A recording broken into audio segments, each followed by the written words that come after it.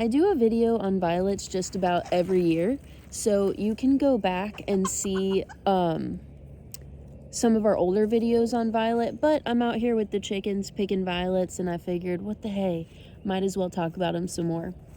I absolutely love violets. I spend a ton of time in the spring harvesting them because they're so tiny, and if I'm drying them for future use, they're going to become even smaller.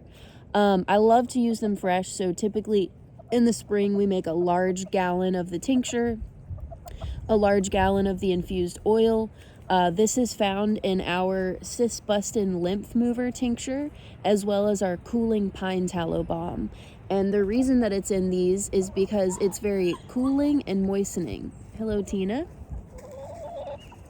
Hello, Ethel.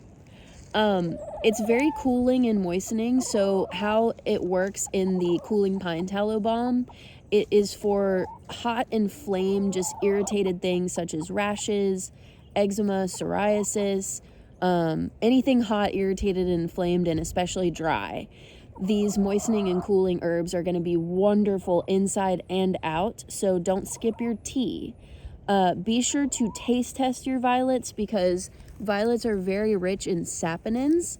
I like to think of saponins as soaponins because if you taste a leaf that's really rich in saponins, it's going to taste a little soapy. So taste test your patch and try to pick some that are a little bit less soapy for tea, and use your more soapy ones for oils. Saponins have a lot of great health benefits, so you don't want to skip them all around. They're just not as tasty in teas.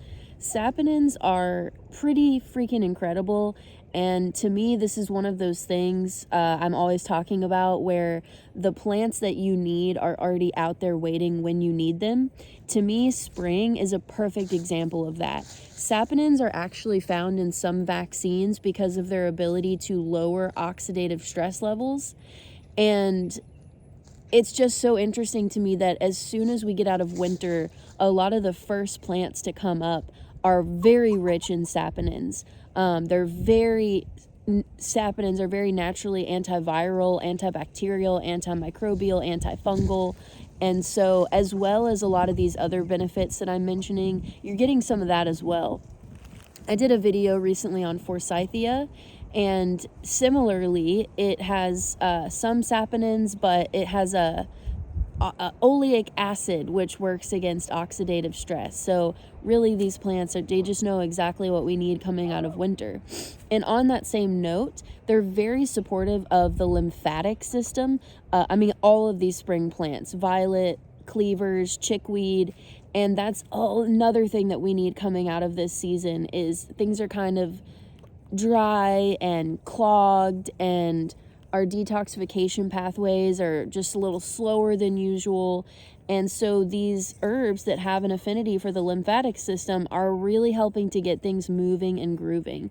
Also, a lot of them are very emollient, and so they're helping to emulsify the blood, which sounds really weird, but that's helping to cleanse the blood. Our blood is another good source of keeping everything moving, keeping everything clean.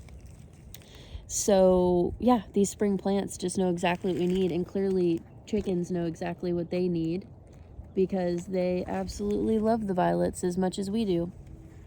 You can eat them. You can put them in food, teas, jams, syrups, tinctures, oils. You can do just about anything with them. I love using them topically. I love using them internally. So like I said, we typically use them fresh, but we dry enough so that we have them year round as well. Violets are also really amazing for respiratory health. Again, a lot of these sort of lymphatic supporting, emollient, saponin-rich plants are not quite as strong as some of our mint family plants, but still helpful nonetheless. So don't skip over those violets in your yard. You can use the flowers and the leaves, and the cool thing is the leaves are around for a really long time after the flowers. They're not going to be quite as strong as when they're in bloom, but they will still be useful, so don't miss your chance.